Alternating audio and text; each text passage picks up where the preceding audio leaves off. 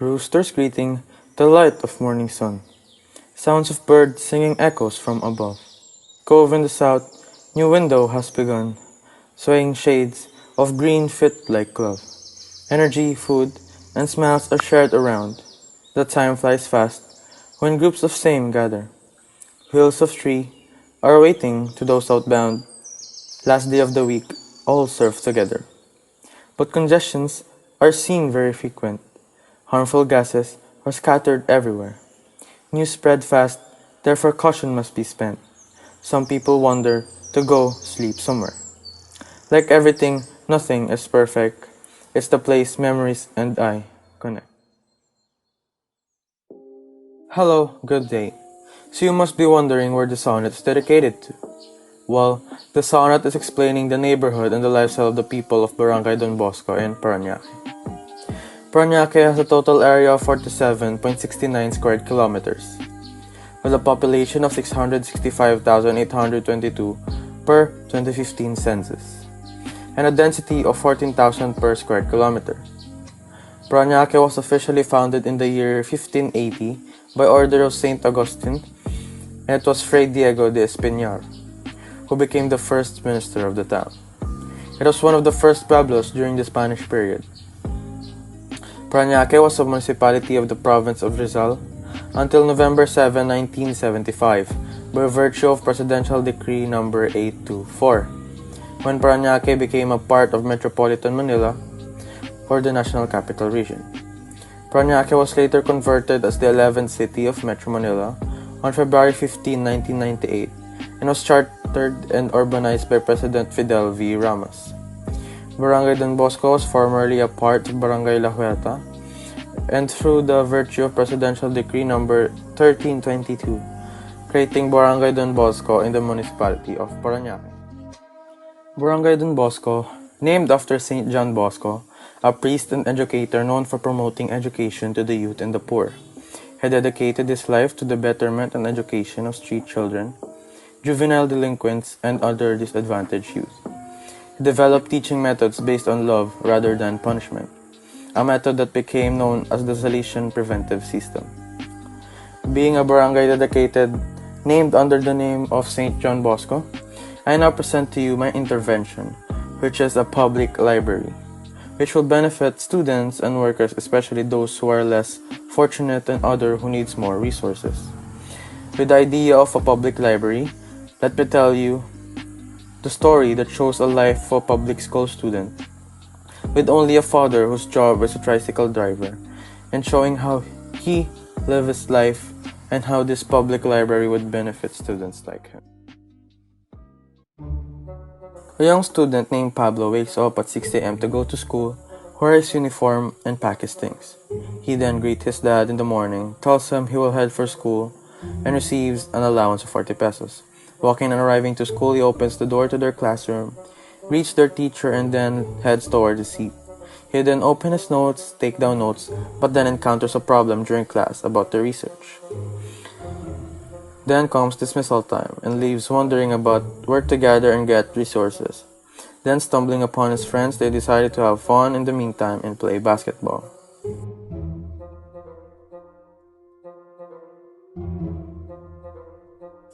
Then comes nighttime. After having dinner, Pablo was laying in his bed, still thinking on where to get resources for his research, till he fell asleep. In the morning, weekend morning, while drinking coffee, he had a thought to explore outside. Maybe his friends might know where he could find these resources, so he went out and started walking. Then he stopped by a street food stall because it smelled good. He then decided to grab a bite, and then while eating, he noticed there was a new public library. Hello and good day. This is an informative walkthrough and guide about everything you should know about the Don Bosco Public Library. This library is open for everyone and is in the best intention of providing better information and workspace to our students and citizens. Next is our goals. This is the goals of the public library. And next is our objectives. These goals and objectives is our standards and foundation in starting this structure. Next would be information about the site, which is located near Annex 35, Barangay Bosco in Parañaque, with a lot size of approximately around 500 square meters. First, I'll begin informing you about the analysis of the site. The site is in respect to the location is located near and alongside the streets of Rhodesia and Russia, outside the main gates of Annex 35 in Parañaque. Next, in respect to circulation, the road in front of the site, which is Russia Street, is a private lane where only private vehicles and transportation can enter, and also has a lane for pedestrian walkway for the residents in the village and outside. Then, in respect to neighborhood, the existing structures are found are housings, commercial buildings, and some street food stalls and street vendors. In respect to man-made structures, it would be concrete roads, the village gate, and the canal and drainage seen from the side of the gate. In respect to natural features, although there are a lot of concrete housing and structures, but there are also a lot of plants seen from the garden and lanes in front of the housings, and trees that were left untouched, and gardens and tall grasses. In respect to road and site, has a two-way main road in front leading to Annex 35, and has a one-way road on the outside leading to the housing and the backside of the hospital. The site is met with some implications, such as the view of canal, smell and noise, and even uphill area, pollution and unknown factors such as the sun, wind, and rain. With these implications in mind, here are our design responses made to tackle this implication. First is for an even uphill area, is to make an even and flat foundation of at least 200 mm tall from the highest point of the lot. Next is the view of the structure. The canal can be seen in the way back of the structure. Therefore, the approach taken was to focus the view to the main road of the annex in view to the main intersection. Next, having the canal nearby, then the smell and odor coming from it would be much evident. Therefore, the action taken was to keep the side facing the canal just a solid wall without any openings to lessen and block the odor. Next is noise is another factor. With this being a library, this should mostly be quiet and far from noise. Therefore, the action taken was to make a diagonal setback slowly, drifting away from the main road and or the area near the main road to have a pillar to help the sound barrier and help in reducing noise that comes in from the structure. The sun path in this location is the sun is more evident around the southeast to east area of the place. Therefore, along with diagonal setback, also helps in evenly distributing more sunlight and structure and into the opening windows. For better movement outside and access inside, there would be another small setback giving emphasis to the main entrance and stairway to the second level of the structure. Next is wind direction, comes from the east and northeast side of the area, and usually in the site location is strong and evident. Therefore, there would be an open space and area to enjoy and feel the breeze through this strong, evident air. Even though the site is far from the main highway, still being an urbanized area, pollution is inevitable. Therefore, the action taken was to add more plants and gardens to help reduce pollution. And another point is to, since inside the annex and in front of the housing, almost all of them have gardens and plants, to add to the feeling and atmosphere is to create plant spaces in the site, which also helps the environment.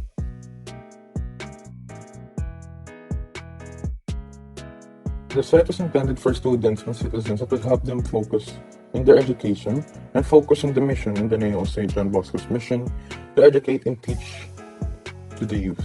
Based on the gathered information, out of 8,197 aged 5 to 24 students, only 12,509 are attending schools, and an average of 1.5% are dropouts at the school. Based from these, is another reason why a public library was built is for free and right access of knowledge and information to everyone, especially those who are less fortunate and those who have trouble finding resources, and to those who are dropouts to also have access to information, whatever reason they may have for dropping out. This public library would especially benefit nearby schools and institutes such as the Serrano Elementary School. Next is the Golden Achievers Academy. Then next is the Maria Magdalena School, which all are walking distance from the site. The public library offers wide varieties of programs and categories that will help provide better resources and information and workflow for the citizen. Here is a guide of the different programs we offer. First is the middle area of the space on the lower floor. It contains programs such as information when signing up an application for library cards takes place, places where borrowing and returning books happen, and here we also accommodate printing of paperworks, spaces for reading areas, and at the back is interactive and vocational program and spaces for kids and teens to bring free and fun activities and information about different branches of subjects and studies. Next part of the middle area is the second floor. The second floor offers an open garden area with a tree in the garden in the middle and plants along the side. Reading spaces where one can sit along the side of the garden while reading or sit on the floor. These seats in the area are an activity and social spaces where people can conduct their projects and tasks on the floor or along the space of the area. Reason for having a garden like this is to contribute to the atmosphere of plants and gardens. And for this, unfortunate and poor people can excitingly hang out and enjoy while reading new books and learning new information. First floor of the left area offers spaces where most of the books and resources can be located and are stored. One can find different books of different genres, mostly organized and located in this area. And at the back area is where the comfort room is located. Second floor of the left area contains private study and meeting spaces, where people can reserve and register at what time, date, and how long they can use these private spaces to study or conduct meetings and conferences. First floor of the right area is where the digital and online resources can be found. At the back part is where one can obtain, use, or buy digital books and resources. They read them on the spot or borrow earphones for digital audiobooks and rest along the spaces. On the front area is where we can see booths and access to computer and technology area. Second floor of this area is the balcony, connected to the reading garden where these spaces and tables are read. They also conduct activities to do their projects. This is the fourth floor plan of the structure and how they interconnect with each other. And these are the forms and the figures shown and how they are aligned and connected to each other.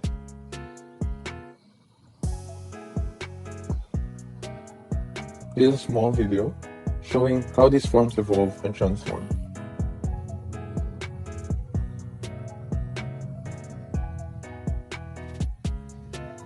From those figures and forms came from this transformation. First, it came from a block-like figure, then applying the design responses via the diagonal cut to the block, creating something looking like this for the noise and sound factors. Next is to add form where the pillars is going to be placed for the noise reduction. From that comes the setback for the circulation, creating spaces and places for main entry. Next is to level out and form the second floor area for the garden area and open balcony. Then the stairs is formed and added alongside is the main entryway for the structure.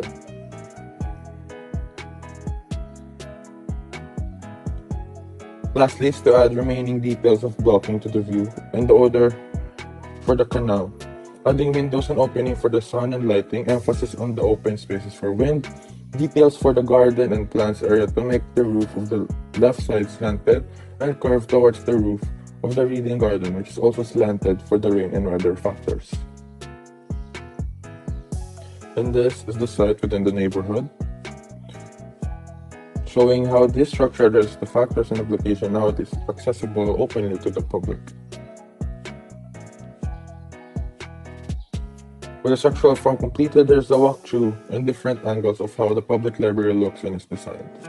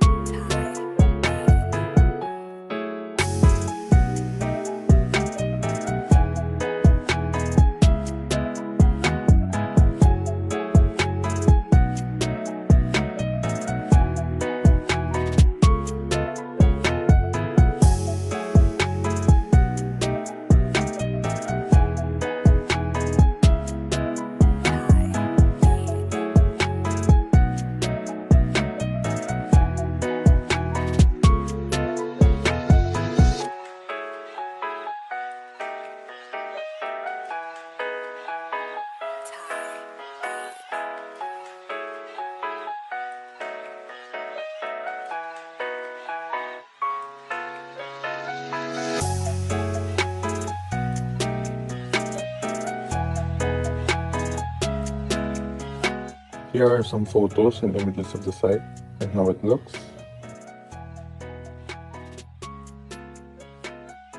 And that's the end of this informative video.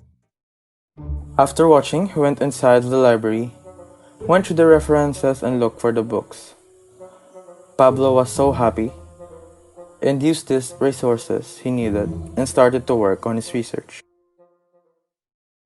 This public library is my intervention and gift I plan to give to my neighborhood, an area that I think would very much help and benefit the students and the citizens here, and would help contribute to giving more knowledge to the youth and to the people.